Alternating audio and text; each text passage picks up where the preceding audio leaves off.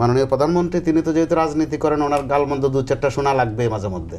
ওনার স্ত্রীরও গালমন্দ শোনা লাগছে যে তিনি বিদেশ গেলেন, শাড়ি পরে গেলেন না কেন। সব কিছুর মধ্যে ধর্মের একটা লেবাস আপনি দিয়ে দিবেন, তাহলে আপনার 7 খুন মাপ হয়ে যায়, তাই না? ওই বয়ানটাকে একদম তরতাজা করে ফেললেন, দরকার ছিল না।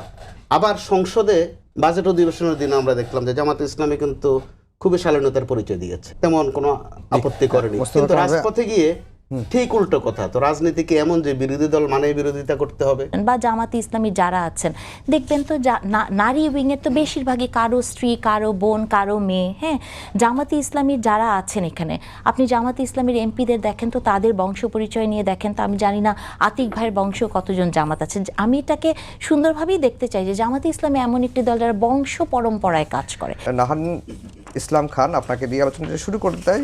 আজকে বিএনপি নেতা রুহুল কবির রিজভী, তিনি প্রধানমন্ত্রীর একজন উপদেষ্টা, তিনি বিরোধী দলের বিরুদ্ধে ফ্যাসিবাদী মানসিকতার অভিযোগ তুলেছেন। এখন বিরোধী দলের কোন মানসিকতা দেখে মনে হলো যে বিরোধী দলের ফ্যাসিবাদী হয়ে উঠছে বা বিরোধী দল ফ্যাসিবাদী মানসিকতার বহিঃপ্রকাশ করছে? আসলে এটা তো ওনার ব্যক্তিগত মতামত, তবে ফ্যাসিবাদ কি সেটা তো আমাদেরকে বুঝতে হবে যে ফ্যাসিজম কি বা ফ্যাসিবাদ বলতে আমরা কি বুঝি। এখন ধরেন এই বিরোধী দল, পার্টিকুলারলি যে বিরোধী দলটা এই মুহূর্তে সংসদে আছে, আপনি যদি তাদেরকে একটা মানে জাস্ট অ্যানালাইসিস করেন, তাদের হিস্ট্রি থেকে শুরু করে আজকে পর্যন্ত, তাদেরকে ফ্যাসিবাদী বলার থেকে আমার কাছে অনেক ক্ষেত্রেই মনে হয় যে তারা আসলে যে কোনো একটা পাত্রে, পানির পাত্রে রাখলে যেরকম আকার ধারণ করেন সেই আকার। এখন ওনারা যখন মনে হয় যে ওনাদের ফ্যাসিবাদীর পক্ষে যেতে হবে, ওনারা তাই করেন। ওনাদের যখন রাজপথে যেতে হবে ওনারা মনে করেন তখন তাই করেন। তার মানে এই বিরোধী দলটার আসলে পার্টিকুলারলি কোনো আইডিওলজি বলতে কিছু নাই। আমি সবসময় মনে করি যে জামাতে ইসলামী এমন একটি দল যারা ইসলাম নিয়ে নয়, ইসলামের সেন্টিমেন্ট নিয়ে রাজনীতি করেন, এবং সেই সেন্টিমেন্টটি কখন আসলে সত্যিকারের ইসলামের পথে যায় অথবা কখন ইসলামের বিরোধিতায় যায়, ওনারা আসলে এই দিকটায় তাকান না। আপনি যদি জামাতে ইসলামীর সংসদের আচরণগুলো দেখেন, দেখুন একটা কথা বলি, এটা হয়তো এরপরে যিনি এই কথাটি বলেছেন তিনি স্পিকারের কাছে যে বলেছেন তিনি ভুল বক্তব্য দিয়েছেন। একজন জামাতের সংসদ, তিনি ভুলে গেছেন তার বাবা বেঁচে আছেন কি মরে গেছেন। হ্যাঁ, মানে এরকম কি বাংলাদেশের ইতিহাসে সংসদে দাঁড়িয়ে কোনোদিন এই ধরনের মিথ্যাচার অথবা মানে সঠিক তথ্য না দেয়া এরকম ঘটনা কি কোনোদিন ঘটেছে? মানে যারা এইটাকে আপনি যদি খুব সরল মনে করেন, আসলে বিষয়টা তেমন সরল নয়। এই মানে সরলীকরণ করলে আমাদের ভুল হবে। এই কারণেই ভুল হবে যে বিষয়টি নিয়ে উনি কথা বলেছেন যে ওনার বাবা মারা গেছেন এবং উনি মুক্তিযোদ্ধা ছিলেন। আপনি জানেন মুক্তিযোদ্ধা এবং জামাতে ইসলামী এই দুটো নিয়ে সবসময় আমরা একটা প্রশ্ন তৈরি করি এবং সবসময় একটা কন্ট্রোভার্সি তৈরি হয়। মুক্তিযুদ্ধের প্রসঙ্গে জামাত সবসময় একটু অন্যরকম এক ধরনের ওনাদের হার্টবিট বেড়ে যায় এই প্রসঙ্গগুলো উঠলে। তো একজন যেহেতু বলেছেন, ওনার বাবা যদি বলতেন যে বাবা মারা গেছেন নর্মাল, তাহলে কোনো সমস্যা আছে। কিন্তু মুক্তিযোদ্ধা বলাটার পেছনে কারণটাই হচ্ছে যে মুক্তিযুদ্ধ এবং জামাত এই দুইটাকে একসাথে করে জামাতকে গ্লোরিফাই করার চেষ্টা।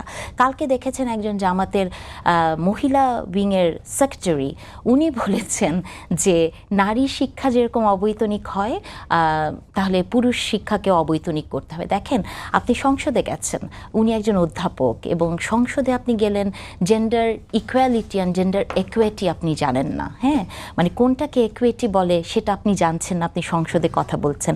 এটাকেও কিন্তু আপনার কাছে যদি মনে হয় যে খুব সুন্দর একটা বক্তব্য দিয়েছে, পুরুষের কথা বলার জন্য বলেছে, পুরুষের পক্ষে বলেছে, এটার পেছনে আমি একটি রাজনীতি দেখি। এই রাজনীতি হচ্ছে সেই রাজনীতি। আপনি যদি এই যিনি এই কথাটি বলেছেন সেক্রেটারি, তার বক্তব্যগুলো দেখেন, উনি যখন সংসদে যান তখন উনি প্রথম বলেছেন যে এই প্রথম সংসদে, আগে নাকি মেয়েদের দায়িত্ব ছিল শুধু সংসার করা, এই প্রথম তারা হচ্ছেন সংসদে গেছেন এবং রাজপথে আছেন।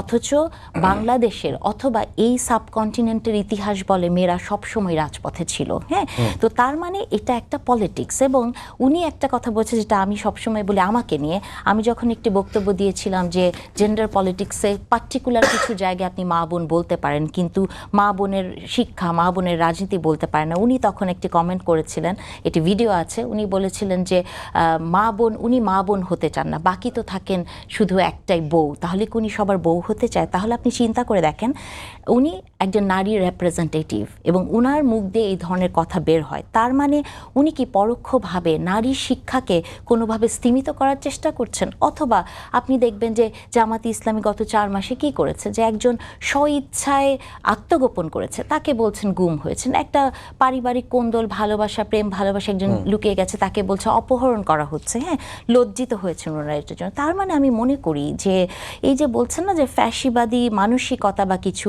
জামাতে ইসলামী এমন একটি দল যে যখন উনার রাজনৈতিক প্রয়োজনে যা করতে হবে জামাতে ইসলামী তাই করে, তার নির্দিষ্ট কোনো আইডিওলজি নাই। অ্যাডভোকেট আতিকুর রহমান, জামাতের কোনো নির্দিষ্ট আইডিওলজি নাই, যখন যেটা দরকার সেটা তারা করে, এবং যদি ফ্যাসিবাদী আচরণ দেখাতে হয় সেটাও তারা করে, এটি একটি দিক। আরেকটা হচ্ছে যে সংসদে একজন জামাতের এমপি নিজের বাবাকে নিয়ে, বিশেষ করে তার মৃত্যু নিয়ে যে ধরনের বক্তব্য দিল, এরপরে জামাত তার বিরুদ্ধে কোনো ব্যবস্থা কেন নিল না? এখন পর্যন্ত আমরা জানি না যে আসলে নেওয়া হয়েছে কিনা। বাংলাদেশের গণতান্ত্রিক রাজনীতির ইতিহাসে দীর্ঘ সময় বিএনপি এবং জামাত আমরা একসাথেই ছিলাম, যদি বলেন তো 20 বছর ধরুন। গণতান্ত্রিক শাসন ব্যবস্থার বয়স বাংলাদেশে এখন ধরি আমরা 35 বছর ধরি, 91 থেকে এখন পর্যন্ত প্রায় 2/3 সময়টা হলো বিএনপি জামাত একসাথে হয়েছে। জোটবদ্ধ দেওয়ার আগেও 1991-এ যখন প্রথম গণতান্ত্রিক সরকার আসলো, সেখানে নিরঙ্কুশ সমর্থন কিন্তু জামাতের পক্ষ থেকে বিএনপিকে দেওয়া হয়েছে। ধরুন সেই 5 বছর 25 বছর তো বিএনপি এবং জামাত বড় ধরনের আন্ডারস্ট্যান্ডিং ছিল, এবং আমরা ইলেকশন একসাথে হয়েছে। 2001 সালে জোটবদ্ধ আন্দোলন হয়েছে, 4 দলীয় জোট, সরকার গঠন হয়েছে, আন্দোলনও করেছি। এখন যখন এই কথাগুলো বলা হয়, তার মানে হচ্ছে এখন জামাত ইসলামীকে ওনাদের প্রতিপক্ষ ভাবছেন, মানে ক্ষমতা জামাত ইসলামী কাছাকাছি। যদি জামাত ইসলামী তার অবস্থানটা তৈরি না করতো, তাহলে এত বয়ান এখন জামাতের বিরুদ্ধে দেওয়ার কোনো প্রয়োজন ছিল না। দেখুন, অনেকে একসময় ভাবতো, বিশেষ করে আওয়ামী লীগের আমলে, যে জামাত ইসলামের লোকেরা বিএনপি হয়ে যাবে। আমার মনে আছে, আমি তখন ছাত্র রাজনীতি করতাম, জামাত আর থাকবে না, জামাতের অস্তিত্ব বিপন্ন হয়ে গিয়েছে, এবং অনেকে খুশিও ছিলেন তখন নানা কারণে জামাত ইসলামী একটি সংগঠন বিলীন হয়ে যাক। কিন্তু এই জামাত তো বিলীন হয় নাই, জামাত তার অস্তিত্ব টিকিয়ে রেখেছে, এবং তার জানানটা দেওয়া হয়েছে বিপ্লব পরবর্তী সময়ে। এই যে জামাত ইসলামীর নাই হয়ে যাওয়া জামাত, বিলীন হয়ে যাওয়া জামাত, কিংবা বিএনপি হয়ে যাওয়া জামাত, যে একটা ফিনিক্স পাখির মতো উত্থান ঘটেছে। এমন অনেকে বলে জামাত তো ক্ষমতায় আসতো, ক্ষমতা আসতে দেওয়া হয় নানা কারণে। স্বাভাবিকভাবে এখন বিএনপির জন্য আপনি বলুন, তার প্রধান এখন রাজপথের ক্রিয়াশীল সংগঠন জামাত ইসলামী। এবং যদি বিএনপি ব্যর্থ হয়, তাই ব্যর্থটার এটার বিপরীতটা কী হবে? জামাতের নেতৃত্বে 11 দল, তারা সরকারে আসবে। সুতরাং এখন যত বয়ান দেওয়া যায়, এই বয়ান আরও সামনে বেশি হবে। জনগণই শেষমেশ মূল্যায়ন করবে কোন শক্তিটি আদর্শিক শক্তি, কাদের বয়ানটা সত্য, কাদের বয়ানটা অসত্য। দেখুন, ফ্যাসিবাদ তো এটা একটা বলে, এখন কমন বলার জন্য বলে। আওয়ামী লীগের 15 বছরে কি আমরা কম ধরনের আমাদের চরিত্র হনন করা হয়েছে?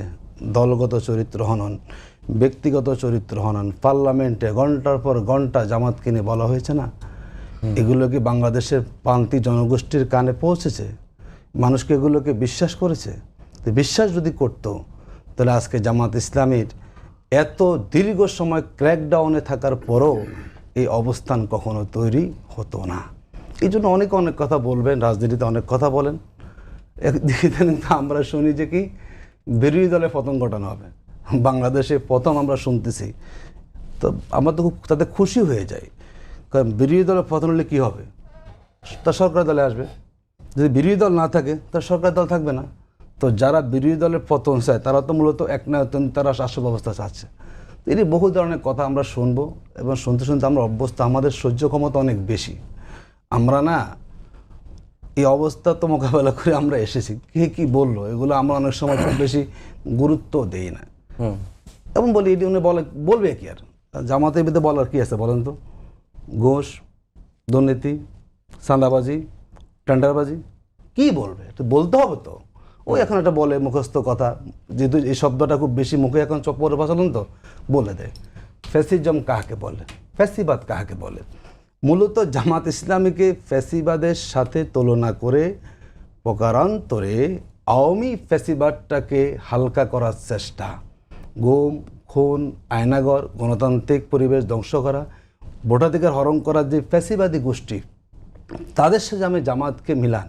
আচ্ছা, জামাত তো কোনো সরকারি আছে, একদলীয় শাসন ব্যবস্থা একটা ফ্যাসিবাদের অন্যতম বৈশিষ্ট্য, ব্যক্তিকেন্দ্রিক ক্ষমতা ফ্যাসিবাদের বৈশিষ্ট্য, মানে সবগুলো দলীয়করণ করা ফ্যাসিবাদের বৈশিষ্ট্য, আপনার বিচার বিভাগে কুকিগতার ফ্যাসিবাদের বৈশিষ্ট্য।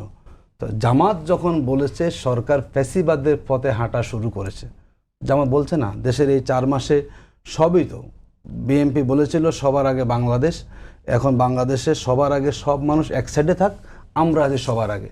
আপনি বলুন তো এই 4 মাসে মানে বাংলাদেশের বলেন, আপনার সিটি কর্পোরেশন বলেন, জেলা পরিষদ বলেন, ওই যে বিসিবি বলেন, আছে না, যেখানে মানে বাংলাদেশে আর কোনো যোগ্য লোক নাই, সব লোক একই পরিবারের, মানে বাবা মন্ত্রী, ছেলে বিসিবির সদস্য।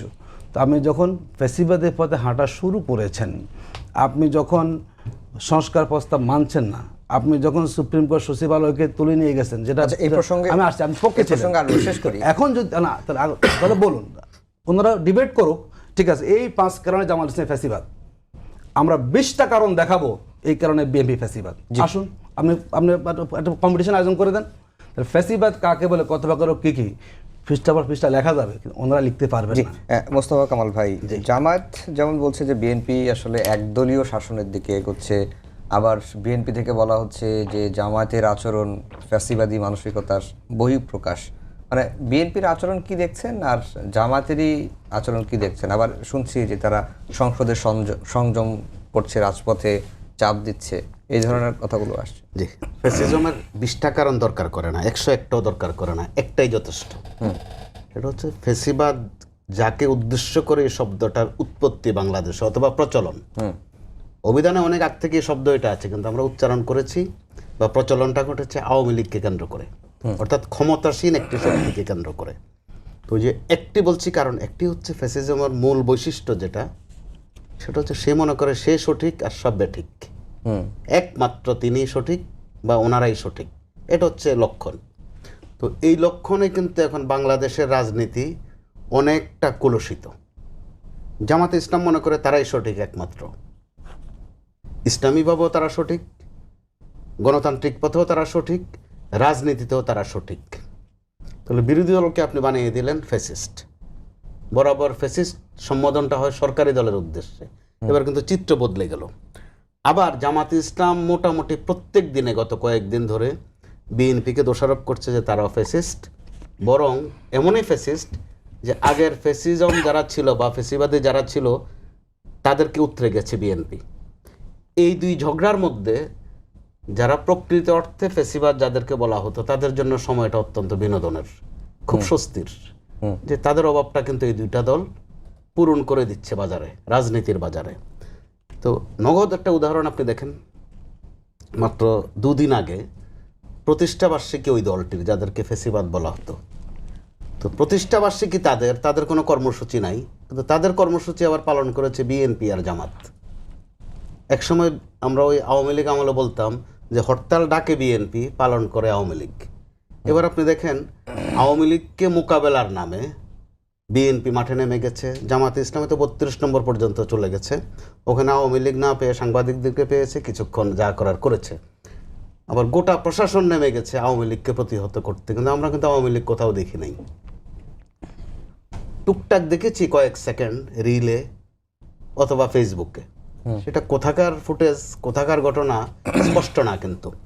তো এরকম একটা অবস্থায় বিএনপি আর জামাত ইসলামী এখন যা করছে, মাঝে মধ্যে মানুষও প্রশ্নবিদ্ধ হচ্ছে যে এরা দীর্ঘদিনের চর্চা থেকে বের হতে পারেনি, হয়তোবা ছিল আক্রান্ত অথবা ছিল মজলুম, আক্রমণের শিকার। এখন তারাও কিন্তু ক্ষেত্র বিশেষে জুলুমবাজ হয়ে যাচ্ছে, এই মজলুমরাই। এক পক্ষ আরেক পক্ষকে এমন সব ভাষায় গালিগালাজ করছে। সংসদে এক সময় আমরা বলতাম মমতাজি সংসদ, ওখানে মমতাজ মাঝে মধ্যে টুকটাক গান টান গাইতো, তবু একটু সুর টুর ছিল কিছু। এখন দেখেন গত কয়েকদিন সংসদে আপনি আমি আমরা অনেকে একটা ওরিট ছিলাম যে ইয়াং যারা এসেছে তারা কোনো গোলমাল পাকায় কিনা, কিন্তু আমরা বিস্ময়ের সাথে খেয়াল করছি যে না, ইয়াংরা কিন্তু গোলমাল পাকাচ্ছে না, বরং দুই পক্ষের যারা একটু প্রবীণ আছেন, বয়সে প্রবীণ, রাজনীতির অভিজ্ঞতায় প্রবীণ, তারা এক পক্ষ আরেক পক্ষকে আক্রমণ করতে গিয়ে হিজাব, ঘোমটা, বোরকা, কে কখনকার লুঙ্গি ধরে টান দেন, এমন সব শব্দ আসে, এমন সব বাক্য তারা থ্রোয়িং করেন, এগুলো কিন্তু ফ্যাসিবাদের একটা নমুনা। তো এটা কি খুব জরুরি ছিল? তারা তো মিত্র ছিলেন, এটা তো লুকানোর বিষয় নয়। আবার যখন বারবার বলবেনই যে চাঁদাবাজ, রাজনীতির কি একটা কেমিস্ট্রি হয়ে গেছে, আপনি খেয়াল করুন। চাঁদাবাজ বলা মাত্র কারণ নাম নিতে হয় না, এক পক্ষ রেসপন্স করে বলে যে আমি না। আবার গুপ্ত বলা মাত্রই আরেক পক্ষ রেসপন্স করে বলে যে আমি তো গুপ্ত ছিলাম অল্প, ও তো গুপ্ত ছিল আরো বেশি। তো এগুলো কোনোটাই কিন্তু প্রাসঙ্গিক ছিল না, জরুরিও ছিল না। মানুষকে প্রকারান্তরে তারা এক ধরনের বিনোদন যোগাচ্ছেন, কিন্তু এটা কি বিনোদনের সময়? একটা বাজেট অধিবেশন, খুব দামি অধিবেশন, খুবই দামি অধিবেশন, কিন্তু আমরা ওখানে ওনারা আলোচনা করতে পারতেন যে কোথায় কমতি আছে, কোথায় ঘাটতি আছে, কোথায় ব্যত্যয় ঘটেছে। আবার গণমাধ্যমে কাজ করার সুবাদে নিশ্চয়ই আপনিও দেখেছেন, আমিও দেখা হয়েছে কয়েকবার, সরকার যে বাজেট দিয়েছে, অর্থাৎ বিএনপি যে বাজেট দিয়েছে, আবার জামাতে ইসলামী যে একটা ছায়া বাজেট দিয়েছে, মিলালে কিন্তু খুব তফাৎ হয় না। কিন্তু তারা যখন থ্রোয়িং করেন, গালমন্দ করেন এক পক্ষ আরেক পক্ষকে, মাঝে তো মধ্যে মনে হয় যে তারাও কি বেপরোয়া হয়ে যাচ্ছেন কিনা, অথবা খেই হারিয়ে ফেলছেন কিনা। আর জামাতে ইসলামের উদ্দেশ্যে একটা কথা বলতে হয়, 24-এর 5 আগস্টের পর কিন্তু আপনার পছন্দ হোক আর না হোক, আমার যেই অনুভূতি হোক, নতুন একটা বাংলাদেশ, কোন মাত্রার বাংলাদেশ আরেক আলোচনা। তো এখন আর ওই কথা বলার সুযোগ নাই যে রাজপথে কি একটা বলেছি বলার জন্যই বলেছি। রাজনীতিতে তো কত কথাই থাকে না, 24-এর পর সেটা থাকতে নাই, আর সেটা পরিষ্কার হয়ে গেছে।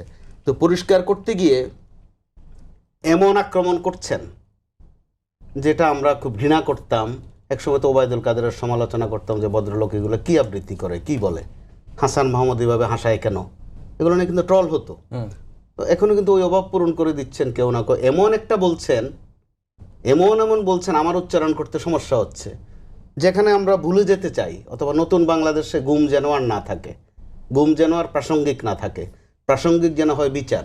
কিন্তু জামাত দেখা গেল ওই গুমের মধ্যে জড়িয়ে গেল, গুমটাকে হালকা করে ফেললো। একসময় আগের স্বরাষ্ট্রমন্ত্রী মস্করা করে বলতেন কিসের গুম, কোথায় হয়তো ঘুমায়, গুম নেই, ঘুম আছে, যে পাওনাদারের টাকা দেওয়ার ভয়ে অথবা কোনো গোলমাল আছে। দেখেন ওই বয়ানটাকে একদম তরতাজা করে ফেললেন, দরকার ছিল না। আবার সংসদে বাজেট অধিবেশনের দিন আমরা দেখলাম যে জামাতে ইসলামী কিন্তু খুবই শালীনতার পরিচয় দিয়েছে, তেমন কোনো আপত্তি করেনি। কিন্তু রাজপথে গিয়ে ঠিক উল্টো কথা। তো রাজনীতি কি এমন যে বিরোধী দল মানে বিরোধিতা করতে হবে? বরং বাজেটের ত্রুটিগুলো ধরিয়ে দেওয়ার যথেষ্ট সুযোগ ছিল। এরকম তো কথা ছিল না, বলা হয়েছিল যে দায়িত্বশীল। জি, তো তাদের মনে রাখতে হবে যে আমরা শুধু সরকার 4 মাস কেমন করলো এই প্রশ্ন যেমন আসে, যে বিরোধী দল 4 মাস কেমন করলো, তাদের পারফরম্যান্স কি, এটারও কিন্তু প্রশ্ন আসে। আপনার সাথে কথা বলবো নাহারিন আপা, যেটি আতিক ভাই বলছিলেন যে আসলে জামাতে যে উত্থান, জামাত ক্ষমতার কাছাকাছি, বা জামাত ফিনিক্স পাখির মতো ঘুরে দাঁড়িয়েছে, এবং জামাতের বিরুদ্ধে আসলে বলার কিছু নাই যে তারা চাঁদাবাজিতে লিপ্ত, তারা দুর্নীতি করছে, অনিয়মের সঙ্গে জড়িয়ে পড়ছে। সেই কারণেই আপনারা এই কথাগুলো বলেন যে তাদের ফ্যাসিবাদী মানসিকতা। আর তাদের পক্ষে বা তাদের বিরুদ্ধে যদি 5টি কারণ দিতে পারেন ফ্যাসিবাদের, তারা আপনাদের বিরুদ্ধে 20টি কারণ দাঁড় করাতে পারে। আচ্ছা, এখন প্রথম কথা হচ্ছে যে ফিনিক্স পাখি, জামাত তো একটি ইসলামিক দল। এখন ইসলামিক দলের কেউ যদি নিজেদেরকে ফিনিক্স পাখি বলে, এটা কি বেদাত হবে না? কারণ ফিনিক্স পাখি তো ধরেন মৃত্যুর আগে পুড়ে যায়, সেই ছাই দিয়ে আবার পাখি হয়, আসলে হবে না। এই কারণে হবে না কারণ জামাতে ইসলামী এমন একটি দল, তারা পার পেয়ে যায় রোজা এবং পূজাকে এক বলে। মানে উদাহরণেরও তো ধরেন ইসলামিক উদাহরণ হতে হবে। এই উদাহরণটা যদি আমরা দেই, হ্যাঁ, তাহলে ধরেন কুশপুত্তলিকা দাহ হবে। জামাতে ইসলামীর আপনার মনে আছে শিশির মনি সাহেব পূজা এবং রোজাকে এক বলে সদর্পে বাংলাদেশে এখন পর্যন্ত আছে, তার কোনো কুশপুত্তলিকা দেওয়া হয় নাই। আমার মনে পড়ে নারী কমিশনের শিরিন আপার কথা, যাকে নাকি জিএসসিতে তার কুশপুত্তলিকা দাহ করা হয়েছে, জুতা মারা হয়েছে একটা কমিশনের কিছু শর্ত দেওয়ার কারণে। তাহলে আপনি যখন এক্সাম্পল দিবেন, আপনার বেলায় বেদাত হয় না। ধরেন আমি কোথায় বললাম যে মা বোন বলা যাবে না, সেগুলো বেদাত হয়ে যায়, সেগুলো ইসলামের পরিপন্থী হয়, কিন্তু ওনাদেরটা হয় না, এটাও আমি মেনে নিলাম, কোনো অসুবিধা নেই। জামাতের বিরুদ্ধে আসলে কিছু বলা যাবে না, সত্যিই তো বলা কি যায় জামাতের বিরুদ্ধে? আপনি দেখেন জামাতকে নিয়ে নাকি চাঁদাবাজির কিছু বলা যায় না, বলবেন কি করে? কারণ জামাতি ইসলামী একমাত্র একমাত্র দল যারা নাকি চাঁদাবাজিকে প্রাতিষ্ঠানিক একটা রূপ দিয়েছে, তাই না? তারা তাকে কত সুন্দর সুন্দর নাম দিয়েছে, হাদিয়া, তারপরে আপনার স্যালারি থেকে কেটে নিলে কি যেন এনায়াত, এরকম অনেক সুন্দর সুন্দর ইসলামিক নাম আছে। এখন আপনি ধরেন আবার আপনি দেখেছেন যে কেউ একজন এই যে যখন একজন ওনাদের শিবির নেতা যাকে বলা হলো যে উনি গুম হয়েছেন, আসলে আত্মগোপনে ছিল, তার কাহিনী যখন প্রকাশিত হলো তখন ইভেন সাহাবাদের জীবনে কি করে প্রেম ভালোবাসা এসেছে সেটা দিয়েও জাস্টিফাই করার চেষ্টা করা হয়েছে। আসলে হয়েছে কি, মানে আপনি যা কিছুই করেন না কেন, ওই যে বলেছি ইসলাম নয়, ইসলামের সেন্টিমেন্ট নিয়ে রাজনীতি করাটার সৌন্দর্যটা ওইখানে যে সব কিছুর মধ্যে ধর্মের একটা লেবাস আপনি দিয়ে দিবেন, তাহলেই আপনার 7 খুন মাপ হয়ে যায়, তাই না? তো আসলে এখন যে কথাটা আপনি ওনাকে প্রশ্নটি করেছেন, ওই প্রশ্ন উত্তরটা আমার আতিক ভাই দিলেন না। সেটি হচ্ছে যে ওই সাংসদের বিরুদ্ধে মিথ্যাচার করার বিরুদ্ধে জামাতে ইসলামী কি কোনো পদক্ষেপ নিয়েছে কিনা? আপনার মনে আছে একজন নারী কি যেন বিবি সাউদা আর সামথিং এরকম একজন নামের, তিনি যখন অশ্লীল কথা ফেসবুকে লিখতেন এবং আপনি দেখেছেন জামাতে ইসলামীও পরোক্ষভাবে অনেক জায়গাতেই স্বীকার করছেন তাদের বট বাহিনী আছে, এই নারীটি একজন বট বাহিনীরই একজন সদস্য। তার কথা যখন জামাতের আমির সংসদে দাঁড়িয়ে বলেন আমার বোন, তাহলে আমার বোন যখন এত অশ্লীল কথা লিখলো তার বিরুদ্ধে কি জামাতে ইসলামী কোনো পদক্ষেপ নিয়েছে? তার মানে যেটা হয়েছে যে জামাতে ইসলামী ওই যে কথাটা ঘুরে ফিরে বলি যে সব কিছুকেই কেমন করে যেন একটা পাত্রের আকার ধারণ করে, মানে যে পাত্রটি উনাদের পক্ষে যায়। তো জামাতে ইসলামীর ধরেন এই যে কথাগুলো উনি বলছিলেন যে সব জায়গাতে বিএনপি বা বলছিলেন বিসিবির কথা, পরিবারতন্ত্রের কথা, জামাতে ইসলামী ইটসেলফ ইজ আ পরিবারতন্ত্র দল। আপনি জামাতে ইসলামীর যে নুরুন নাহার সিদ্দিকা বলেন বা জামাতে ইসলামীর যারা আছেন দেখবেন তো নারী উইংয়ের তো বেশিরভাগই কারো স্ত্রী, কারো বোন, কারো মেয়ে। হ্যাঁ, জামাতে ইসলামীর যারা আছেন এখানে, আপনি জামাতে ইসলামীর এমপিদের দেখেন তো তাদের বংশ পরিচয় নিয়ে দেখেন তো, আমি জানি না আতিক ভাইয়ের বংশ কতজন জামাত আছে। আমি এটাকে সুন্দরভাবেই দেখতে চাই যে জামাতে ইসলামী এমন একটি দল যারা বংশ পরম্পরায় কাজ করে। তাহলে এই দল যখন আবার পরিবারতন্ত্র নিয়ে কথা বলবে, এটা কি খুব হাস্যকর হয় না? আমার কাছে তো মনে হয় যে এটা আসলে খুবই হাস্যকর হয়। এবং যে কথাটা আপনি একনায়কতন্ত্রের কথা বলছেন, এই উত্তরটি ভাই কামাল ভাই খুব সুন্দর করেই দিয়েছেন যে একনায়কতন্ত্র বা ফ্যাসিবাদ হওয়ার জন্য 100টা এক্সাম্পলের দরকার হয় না। তবে এটাও সত্য কথা যে বাংলাদেশের রাজনীতি আমরা তো 24-এর পরে ভেবেছিলাম যে একটু পট পরিবর্তন হবে কথায় ব্যবহারে। ধরেন আপনি সারাদিন সংসদে সুন্দর কথা বলছেন কিন্তু বিকালবেলা বেছে নিচ্ছেন বায়তুল মোকাররমের দক্ষিণ গেট, তাই না? বা কিছু বলার জন্যই বলছেন। আমরা তো একটা পজিটিভ ক্রিটিসিজম চেয়েছিলাম, পজিটিভ ক্রিটিসিজম করেন, তাতে তো কোনো অসুবিধা নাই। এবং দুই দলেরই যে কথাটি কামাল ভাইও বললেন যে সংসদে পোশাক নিয়ে যে কথাগুলো বলা হয়, দেখেন সংসদে যখন এটা আমি আরেকটা দিক দেখি যে সংসদটি কথাটি বলেছেন পোশাক নিয়ে, এটি অত্যন্ত নিন্দনীয়। কারণ পোশাক একজনের চয়েস, সেটা নিয়ে আপনি যা খুশি বলতে পারেন না, যার যা ইচ্ছা। কিন্তু সেখানে জামাতের যিনি এমপিরা আছেন তারা যেভাবে প্রতিবাদ করেছেন উঠে দাঁড়িয়ে, আমরা যারা হিজাব করি না তাদেরকে প্রতিনিয়ত যে স্লাট শেমিং করা হয়, তাদের প্রতিবাদ কি কোনোদিন জামাত ইসলামী করেছেন?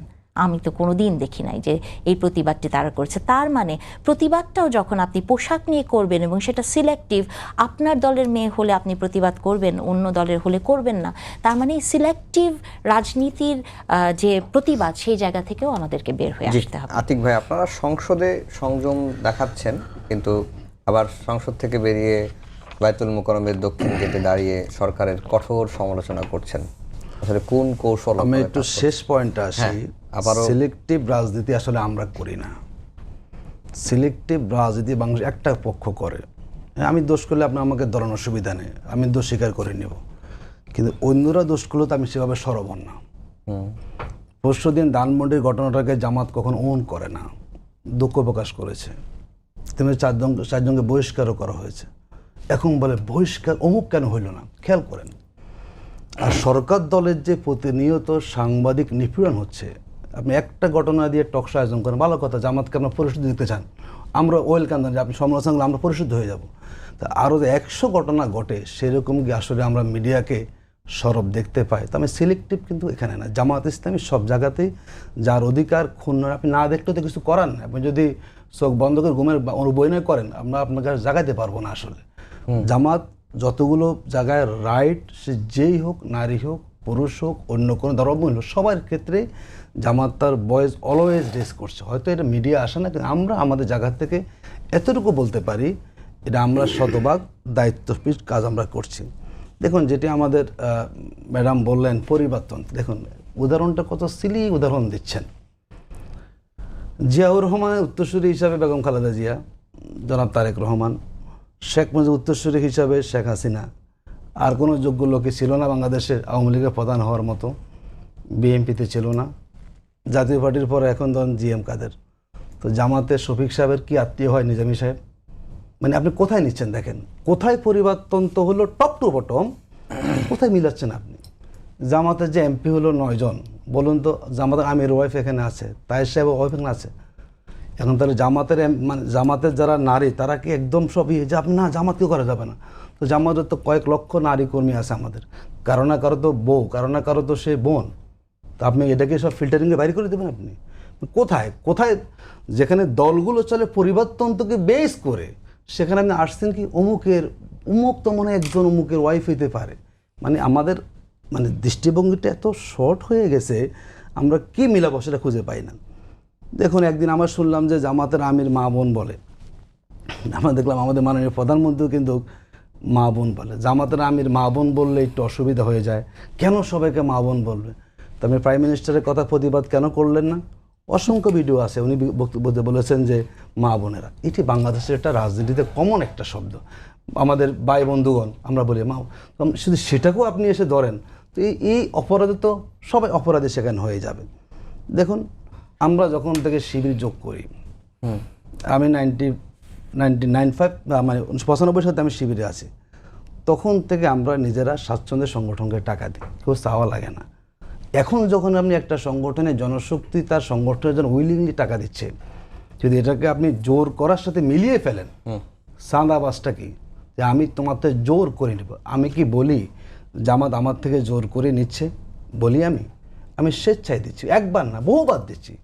আমাদের বছরে ধরেন 10টা কালেকশন হয়, 10 জায়গায় দিচ্ছি আমি আমার পাওনা জন্য আমি দিচ্ছি, কিন্তু আমি আমার থেকে জোর করে নিব এটা আপনার পাওনা না, দিতে হবে আমাকে।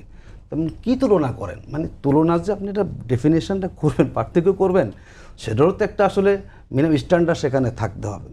দেখুন জামাতের আমির বলেছে ইলেকশনের আগে আমরা ফ্ল্যাট এবং প্লট নিব না, তো জামাতের কেউ তো নেয় নেই। ইতিমধ্যে দেখেন গুণগত পরিবর্তন দেখেন, সরকারও কিন্তু সিদ্ধান্ত নিয়েছে। নিঃসন্দেহে জামাতের আমিরের বক্তব্যটা সরকারের মাঝেও গিয়েছেন, তার মানে ওয়েলকাম জানে, তারা অবশ্যই আমরা কেউ প্লট এবং ফ্ল্যাট কেউ নেবেন না। দেখুন জামাতের একজন এমপি পার্লামেন্টে কী বললেন, তিনি হয়তো জিনিসটা সবার জন্য বলেছেন, স্পিকার বলছেন। আপনি এখন উদাহরণ কী দিচ্ছেন? যেই দলের আমির বলছে প্লট এবং ফ্ল্যাট নেবে না, সেই দলের এমপিরা পার্লামেন্টে কী চাচ্ছে? ওভেন চাচ্ছে। কোথায় আপনি কী মিলাচ্ছেন দেখেন আপনি? উনি চাচ্ছেন, এটা ওনার রাইট, অনুমোদন হয়েছে, পাচ্ছে না কেন? না বললেও পারতেন, বলে ফেলেছেন, কেউ তো আর জানে না কে কখন বলবে, সেটা মিলে ফেলেছেন কোথায়? এই যে জামাত খুব লোভী হয়ে গেছে, বসে না কিছু নেবে না, তারা এখন এসে এখন এটা ওভেনের দাম কত? শোনেন, যার অবৈধ ইনকাম থাকে তার জন্য এগুলো কিছুই না, আর যিনি স্বচ্ছ থাকেন তাদের ওভেনটা অনেক গুরুত্বপূর্ণ। জামাতের কোনো এমপিরা অবৈধ পথে চলে না, কারো গাড়ি বাড়ি নেই, কারো এরকম ফ্লাডও নাই, কেউ ঋণ খেলাফি না, তাদের কাছে ওভেনটা তার জন্য একটা প্রয়োজন। তার তো যদি তার সামর্থ্য না থাকে, ভালো তো যে এমপি হিসাবে সামর্থ্য না কেনার, তিনি চাচ্ছেন, আপনার তো অবৈধ ইনকাম আছে, আপনার তো পদ বিক্রি করে বহু টাকা পান, ওভেনটার দামটা আপনার কাছে গুরুত্বপূর্ণ না হতে পারে। তো যিনি স্বচ্ছ, যিনি সৎ থাকেন, তার জন্য 5 টাকার জিনিস তার কাছে কি গুরুত্বপূর্ণ, সেই জায়গাটা আপনি না নিয়ে উল্টো সেখানে আপনি প্রেমিক করেন। আমি দেখেন আসি, দেখুন যেখানে একটা দেশের প্রধানমন্ত্রী, আমরা প্রত্যেক ব্যক্তিকে অনার করি এবং মাননীয় প্রধানমন্ত্রী আমরা অনার করি, উনিও বাংলাদেশের জুলুমের সিম্বল, উনি স্বীকার করি। তিনি যখন একটা অসত্য ফটোকার্ড নিয়ে বক্তব্য দেন, বলেন তখন আমরা কেমন লাগে বলুন তো? জামাত ইসলামী আপনার যারা রাজপথে আছে, আচ্ছা বলুন তো সরকারের বাজেট কি 100% মানে হালাল বাজেট? যে কোনো কথা এমন হয়ে গেছে তো, একসময় বলতো যে অমুক সাবান হলো হালাল সাবান, আচ্ছা যে জিনিসটা খায় সেটা না হালাল হবে, ব্যবহারের জিনিস হালাল হয়, অমুক হালাল, যে টেবিলটা হালাল, মোবাইলটা হালাল, আপনি সমালোচনা করবেন না? ওনারা কি এমন চাচ্ছেন যে আমরা যেটা দিলাম একদম সব কোনো ভুল নাই? তাহলে তো বাংলাদেশে একদল শাসন হয়ে যাওয়া দরকার, যে একদল বাজেট দিছে ওর উপর আপনি যা বলেন। তো আমি যেটা বলছি দেন, আপনি আমাদের দায়িত্ব জনগণকে ঐক্যবদ্ধ করা, যেটা আপনি বলেছেন আমাদের মাঝখানে কামাল ভাই, যে একটা গুণী হইলে ফ্যাসিবাদ হয়। উনি বলেছেন কি যে যেটা আমার কাছে সঠিক বাকিরা সেটা ব্যাটিক, তাহলে বাংলাদেশ 70% মানুষকে ব্যাঠিক হয়ে গেল। আমরা প্রতিবাদটা খেয়াল করুন, জামাতের মূল প্রতিবাদটা হচ্ছে গণ অভ্যুত্থানের স্পিরিট সংস্কার প্রস্তাব বাস্তবায়ন না করা কেন্দ্র করে। বাস্তবায়ন করেন, দেখবেন সব ঠান্ডা হয়ে যাবে। জি, আপনি বাস্তবায়ন করবেন না, আপনি 70% মানুষের আপনি অবজ্ঞা করবেন, উপেক্ষা করবেন, আর আমরা বলবো আপনি ঠিক আছেন। মোস্তফা এই কামাল ঠিক ভাই, রাজনীতি আমরা করতে চাই না। 4 মাসে বিরোধী দলের আসলে ভূমিকাটা কি? দায়িত্বশীল বিরোধী দল আমরা চেয়েছিলাম যে গণঅভ্যুত্থান পরবর্তী বাংলাদেশে একটা দায়িত্বশীল বিরোধী দল হবে। কিছুদিন আগে আমার এই শোতেই একজন এনসিপি নেত্রী এসেছিলেন, তিনি বলছেন যে বিরোধী দল হিসেবে যে 11 দলীয় জোট আছে তারা ব্যর্থ হয়েছে। আপনার কাছে কি মনে হয়? জি, এখানে একটু যোগ করার বিষয় আছে। সরকার নিয়ে আমরা যথেষ্ট সমালোচনা করি, যথেষ্ট করি, আবার প্রশংসার এক পার্টিও আছে, তারা সারাদিন বন্দনা গাইবেন, সেটা স্বাভাবিক। কিন্তু নতুন বাংলাদেশে যে বিরোধী দলের পারফরমেন্স কি, এটা কিন্তু আলোচনা হচ্ছে, আগে এভাবে হতো না। তো এবারের যে বিরোধী দলটি, এটা সম্পর্কে একটা ধারণা ছিল যে এখানে শিক্ষিত লোকের সংখ্যা বেশি, বিশেষ করে জামাতে ইসলাম থেকে যারা এসেছে অথবা শিবির ব্যাকগ্রাউন্ড থেকে যারা এসেছে। আমরাও ছাত্র জীবনে দেখেছি যে তাদের চাল চলন বক্তব্যের মধ্যে একটা নমনীয়তা বরাবর খেয়াল করেছি। আবার তাদের একাডেমিক পড়াশোনাও বেশ শক্তপোক্ত। কিন্তু আমরা সংসদে আশা করেছিলাম যে এটার একটা ছাপ দেখব, দুঃখজনকভাবে সেটা দেখছি না। তারা চলে যাচ্ছেন ওভেনের কাছে। খুব দুঃখজনক। আপনি দেখেন, এখন আমাদের কথা বলতে হচ্ছে ওভেনের কাছে। একটু তো ভাবা দরকার, যদি ধর্মীয় দৃষ্টিভঙ্গিতেও ভাবেন। এই সংসদে জামাতে ইসলামের কয়েকজন সদস্য আছেন, বিএনপিরও আছেন, যে এখন পর্যন্ত যদি শেখ হাসিনা ক্ষমতায় থাকতেন তাদের 2-1 ফাঁসি হয়ে যেত, ফাঁসির কাষ্ট থেকে ফিরে এসেছেন। বিএনপিতেও বেশ কয়েকজন আছেন যে তারা আর ফিরে আসতে পারতেন না, ঘুমেছিলেন। তাহলে ধর্মীয় দৃষ্টিভঙ্গির কথা বলছি এই কারণে, সম্প্রতি তারা সংসদে ওয়াজ নসিহত করেন, কোরআনের আয়াত কে কত শুদ্ধ খাঁটিভাবে, ভালো লক্ষণ। তো এই যে একটা সুক্রিয়ার বিষয় থাকতে পারতো না, যে আপনি মৃত্যুদণ্ড থেকে বেঁচে এসেছেন, আপনি গুম থেকে উদ্ধার হয়ে এসেছেন, 2 রাকাত নফল নামাজ পড়া যেত, তাহাজ্জুদ পর্যন্ত না যান, অন্তত নফলিয়াতের একটা বিষয় কিন্তু ছিল, যে তাদের তো মৃত্যু ছাড়া কোনো পথ ছিল না কারো, অনেকের, এমনকি এনসিপিরও। যদি আওয়ামী লীগ টিকে যেত বা শেখ হাসিনা টিকে যেতেন, এনসিপির যে কয়েকজন এখন মাননীয় সংসদ সদস্য আছেন, সম্ভবত মৃত্যুই ছিল তাদের শেষ পরিণতি। তো ওই জায়গা থেকে তার উপলব্ধির জায়গাটা বড় ফাঁকা উভয় পক্ষেরই। এমন সব বিষয় নিয়ে তারা কথা বলবেন, কোনটা হারাম নির্ণয় করবেন, কোনটা কার জন্য আরামের। আপনার বয়ান অনুযায়ী হারাম, আমার বয়ান অনুযায়ী আরাম। আজকে তো আলোচনা হতে পারতো যে নতুন বাংলাদেশটা কিভাবে গড়বেন, আমাদের কোথায় কোথায় খুঁত ছিল। আলোচনা তো ছিল এরকম যে সংসদে শুধু আইন নিয়ে কথাবার্তা হবে, আইন প্রণয়ন হবে, আইন সংশোধন হবে, দেশের প্রশাসন কিভাবে চলবে, সরকারের ব্যবস্থাপনা কি হবে। কিন্তু আমরা দেখলাম এই সংসদেও কিন্তু দুটি পক্ষই ইটের কথাবার্তা বলে, রডের কথাবার্তা বলে, সিমেন্টের কারবার করে, অর্থাৎ রাস্তার উন্নয়ন নিয়ে ব্যস্ত। আপনার বোধহয় মনে থাকার কথা, এগুলো খুব আলোচনায় ছিল যেগুলো স্থানীয় সরকার করবে। কিন্তু আমরা দেখলাম ওই যে নতুন বন্দোবস্ত শোনানো হচ্ছে আমাদেরকে, ঘুরিয়ে ফিরিয়ে কিন্তু বন্দোবস্ত পুরনোটাই। আর খোঁচা দেয়া যে যাকে দেন তার জন্য কত কষ্টের, সেটা সাবেক প্রধানমন্ত্রী শেখ হাসিনা এখন উপলব্ধি করছেন কিনা জানি না। ওনার অন্যতম বৈশিষ্ট্য ছিল সকাল সন্ধ্যা দুপুর 3 বেলায় তিনি খোঁচা দিতেন, আর কমতি বা ঘাটতি হয়ে গেলে সেটা ওবায়দুল কাদের বা হাসান মাহমুদদেরকে দিয়ে যেতেন। এই সংসদে আমরা দেখছি প্রত্যেক দিন কাকে কত খাটো করা যায়, কত তাচ্ছিল্য করা যায়, কখনো নারীদেরকে, কখনো করতে করতে গিয়ে আলেম ওলামাদেরকে, কখনো কিন্তু কালেকটিভলি সবাই হয়ে যাচ্ছেন।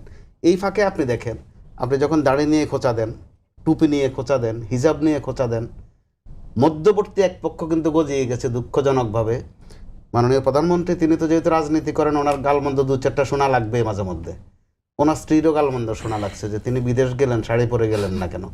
দেখেন আমরা কি সাবজেক্টের এত অভাবে আছি, ইস্যুর এত অভাব বাংলাদেশে। অনেক বিষয় আছে বাংলাদেশে কাজ করার, কিন্তু আমরা দেখছি তারা এমন সব বিষয় নিয়ে থাকছেন। আমাদের মফস্বল এলাকায় এগুলোর বলে যে ঘাটলার ঝগড়া বা কলপাড়ের ঝগড়া। তো এই শিক্ষিত লোকগুলো যখন এসব নিয়ে থাকেন, এটা মানুষকে কিন্তু খুব কষ্ট দেয়। আর এই কষ্টের আরেক নাম কিন্তু বদদোয়া, যদি মানেন বা না মানেন। আর ওই যে পাখির কথা যেটা বলছিলেন, ইসলামী আলোচনায় বিভিন্ন জায়গায় আবাবিল পাখির কথা আছে। জামাতে ইসলাম সহ ইসলামী দলগুলো আবাবিল পাখিটা খুব উচ্চারণ করে। 24-এর গণ আন্দোলনেও আমাদের এই শিশু বাচ্চাদেরকে কেউ কেউ কিন্তু আবাবিল পাখি বলেছিলেন, অর্থাৎ আল্লাহ প্রদত্ত কোনো পাখি, যে একটা ফেসিবাদ দমনের জন্য, যে এর আগে বিএনপি আন্দোলন করেছে, জামাত আন্দোলন করেছে, টানা আন্দোলন করেছে, খুব কিছু একটা করতে পারেনি। যখন শিশু বাচ্চারা সামনে এসে ঘটনা ঘটিয়ে দিল, তাও আবার নিরস্ত্রভাবে, তখন উচ্চারিত হয়েছিল যে আবাবিল পাখি। তো এরকম উপমার অনেক কিছু আছে। বাংলা সাহিত্য বড় খুব উর্বর, প্রচুর শব্দ আছে, প্রতিশব্দ আছে, কিন্তু এখন কিন্তু শব্দের খেলা নয়। আমরা দেখছি ইসলামী দুই পক্ষই কে কার চেয়ে বেশি সহি, কে বেশি শুদ্ধ। গতকালও হয়েছে, কোরআন তেলাওয়াত করেছেন দুই পক্ষ, তবুও চলে। কিন্তু ঝগড়াঝাটির চেয়ে কোরআন তেলাওয়াতও যদি একটা অংশ হয়ে যায়, মন্দ না। তো এরকম জায়গায় যখন তারা এমন এমন ফতোয়া পর্যন্ত মাঝে মধ্যে দিয়ে ফেলছেন যে জামাতের পেছনে নামাজ পড়া নাকি হারাম, দেখবেন চট করে একজন বলে ফেলছেন, বাকিরা আবার টেবিল চাপড়াচ্ছেন। তাহলে এখানে কর্ম ঘটল দুটা, একদিকে একজনে ফতুয়া দিচ্ছেন, বাকিরা টেবিল চাপড়াচ্ছেন। এই টেবিল চাপড়ানোর এই মৌসুমে অন্যদের যে অন্য কিছু চাপড়ানোর সুযোগ হয়ে যাচ্ছে, সেটা কিন্তু তারা এই দুই পক্ষই টের পাচ্ছে না, যেটা আমরা একটু লক্ষণ দেখেছি একদিন আগে। অন্তত আবার আসবো মোস্তফা কামাল ভাই, যদি সময় পাই। নাহারিন আপা, যদি জামাতের নেতা কর্মীরা নিজের ইচ্ছায় সজ্ঞানে দলকে চাঁদা দেয় বা ইয়ানত দেয়, যেটাই বলুক, তাহলে সমস্যা কি? এটা একটা দিক। আর আতিক ভাই বলছিলেন যে 70% মানুষ যে রায়টা দিয়েছেন গণভোটে সংস্কারের জন্য, সেটা মেনে নিলেই তো সব সমস্যার সমাধানটা হয়ে যায়।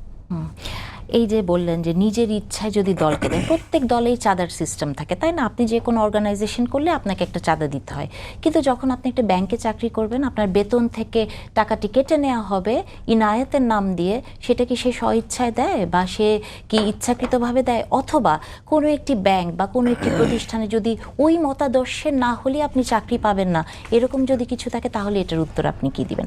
আমি আসলে এখন একটু একাডেমিক ডিসকাশনে যাই, যেটা আমার করাই দরকার এবং সব সময় করি, কিন্তু আসলে কেউ বোঝে না। যেমন আতিক ভাই, ওনাদের মতো শিক্ষিত মানুষরা যদি জেন্ডার স্টাডিজ বলে একটা বিষয় আছে, এই সম্পর্কে একটু ন্যূনতম জ্ঞান না থাকে বা একটু পড়াশোনা, জ্ঞান হয়তো ওনাদের আছেন, কিন্তু ওনারা এটাকে অ্যাডমিট করতে চান না। যেমন উনি আবার মা বোনের প্রসঙ্গ তুলেন, এই কথাটা তাহলে খুব ক্লিয়ারলি বলি এবং প্রধানমন্ত্রীকে নিয়ে বললেন।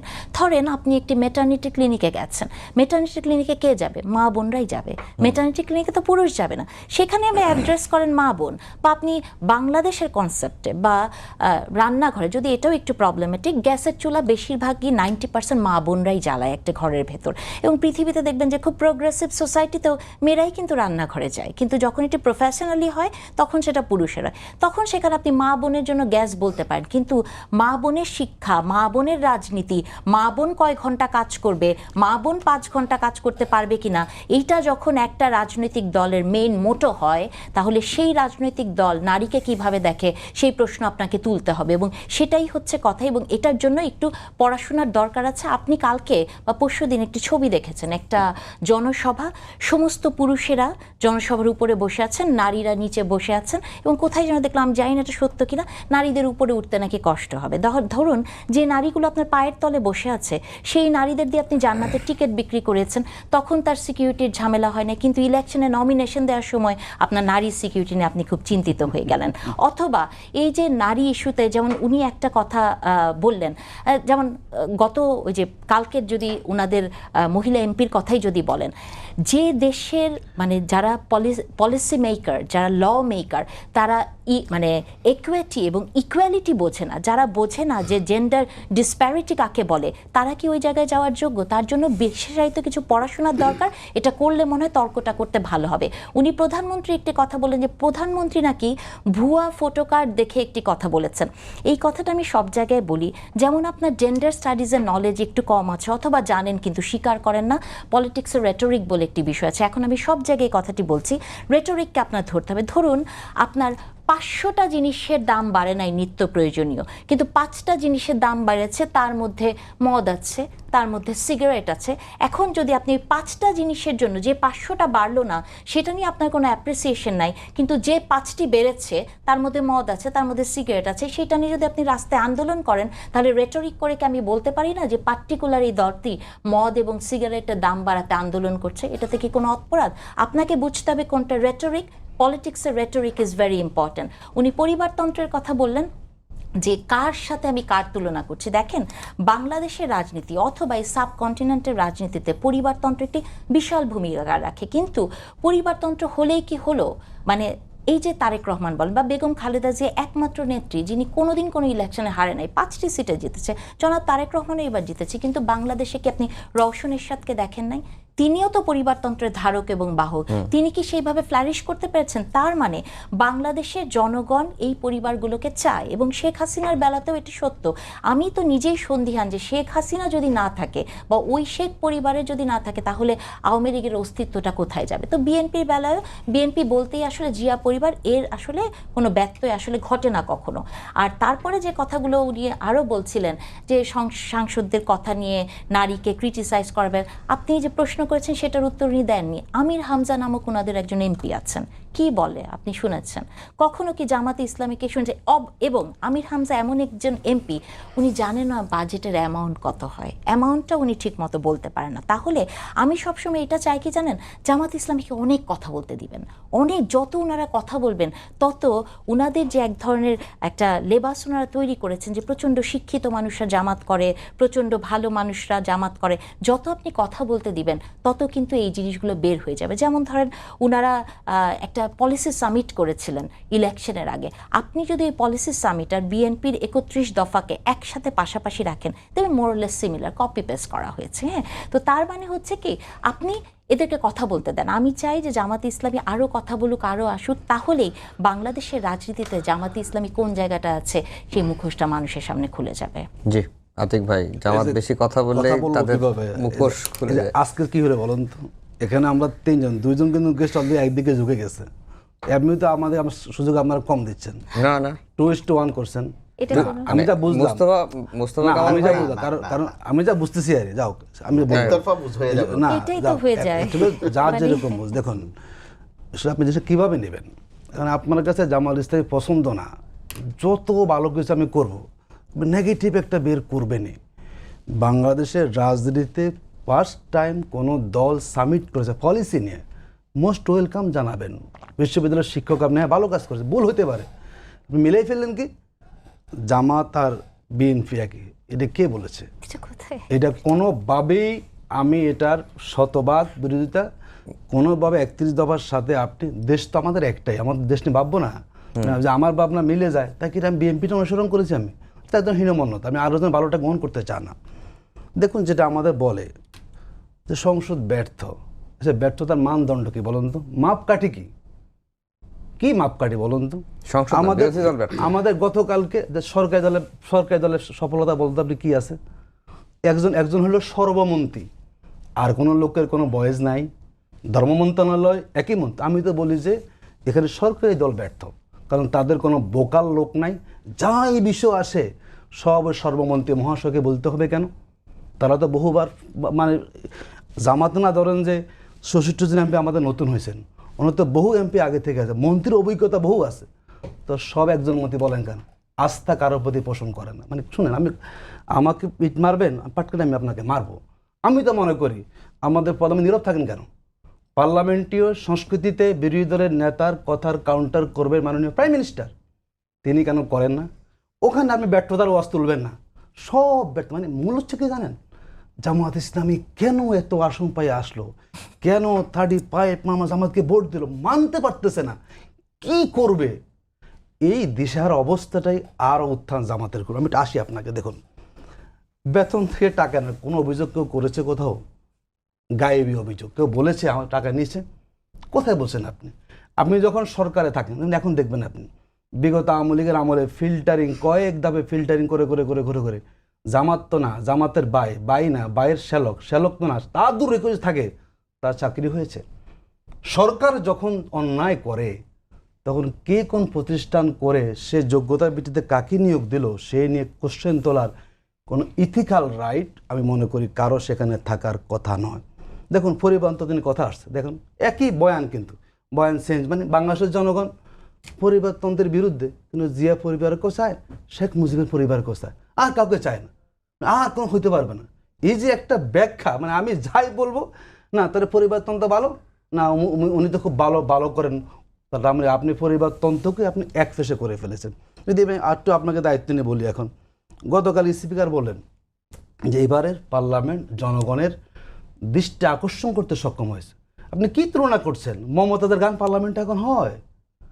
পার্লামেন্টে সবাই সব কথা বলবে, কোন কথা বলবে না এটাকে এমপি থেকে শিখাইতে হবে। তারা জনগণের ভোটে এমপি আসছেন, আমাদের যদু মধু কদু না, তারা এমপি তাদের জন্য ভোট দিয়েছে, তাদেরকে আমাদের ব্যাকরণ শিখাইতে হবে আমাদেরকে।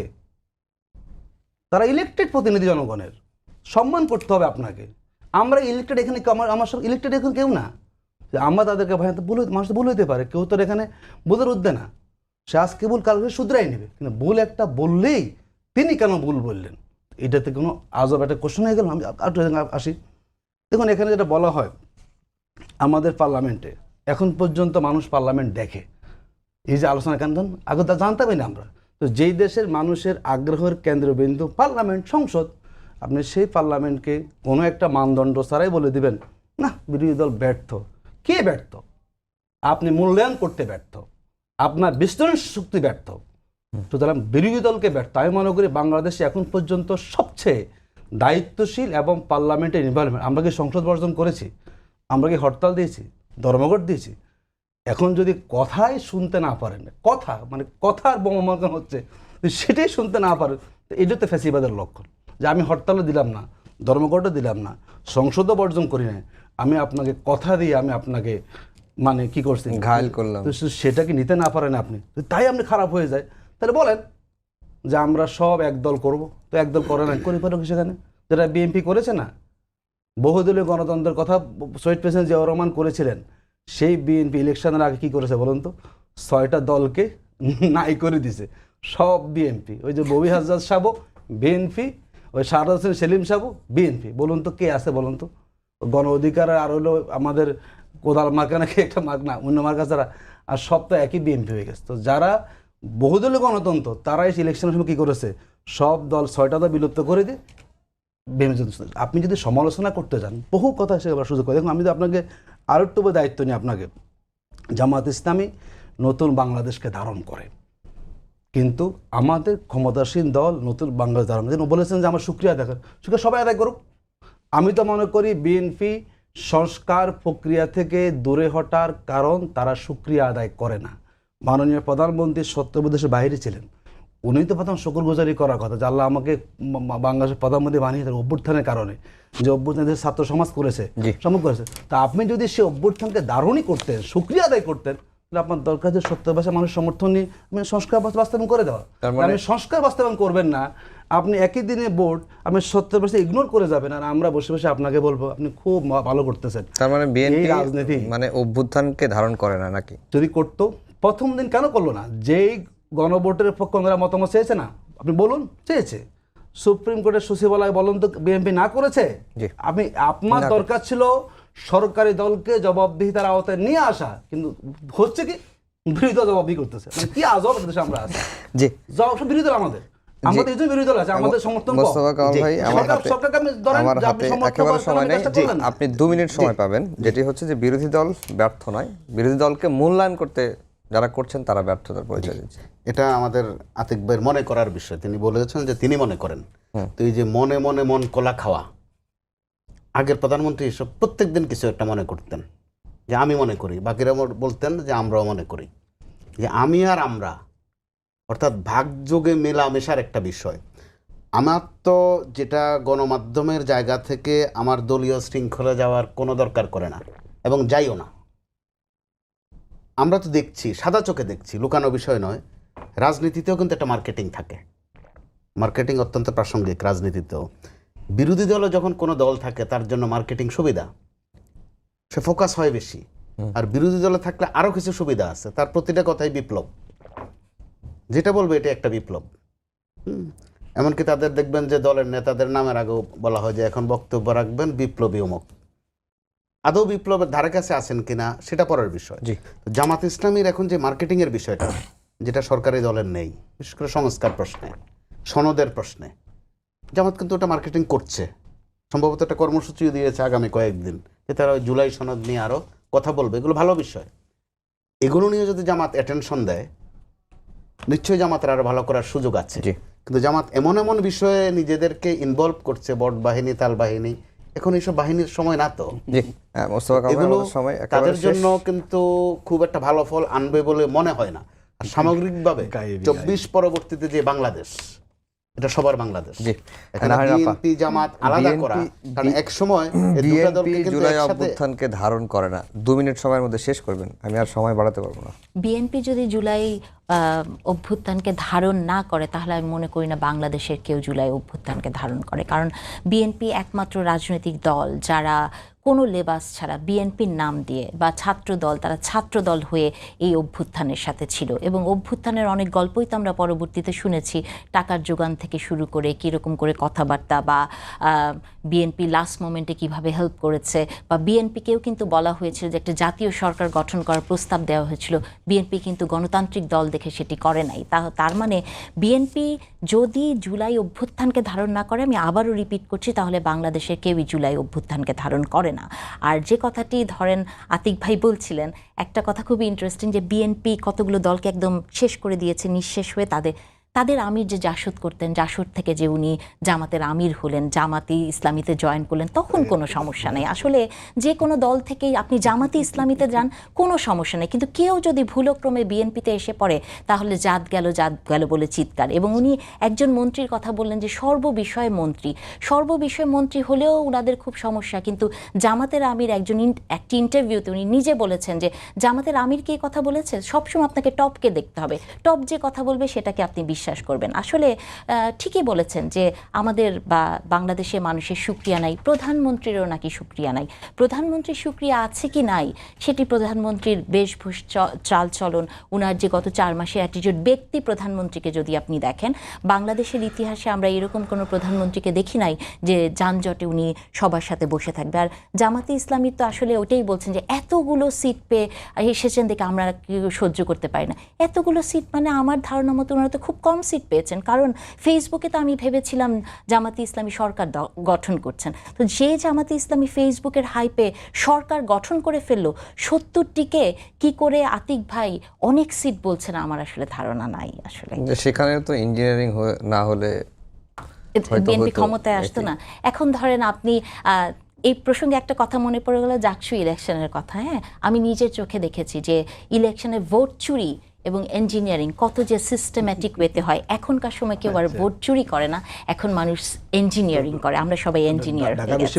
তো সেম ঘটনাই ঘটেছে। এটা পরবর্তীতে অনেক জায়গাতে আলোচনা হয়েছে, আপনারা সেটা খুব ভালো করেই জানেন। এবং যে দলটি ধরেন আপনার বাবা অসুস্থ, মা অসুস্থ কিনা, বা একটা ছাত্র আসলো একটা ইউনিভার্সিটিতে, তাকে খাওয়াচ্ছেন, পড়াচ্ছেন, আদর যত্ন করছেন, এরকম ওয়েলফেয়ার বিজেপির মতো রাজনীতি করবেন, কিছু পার্টিকুলার সময়ে তাদের থলিতে ভোট পড়বে। এবং আপনাদের মনে নাই যে যখন ডাকসু ইলেকশনের রেজাল্ট দেখে তারা ধরেই নিয়েছিল যে এই ইলেকশনের ফলটা জাতীয় নির্বাচনে হবে, ডে 1 থেকে আমি বলেছি যে জাতীয় নির্বাচন এবং ডাকসু এক নয়। সো ওয়েলফেয়ারের রাজনীতি করেন, ভালো কথা, কিন্তু প্রকৃত ওয়েলফেয়ারের রাজনীতি করতে হবে।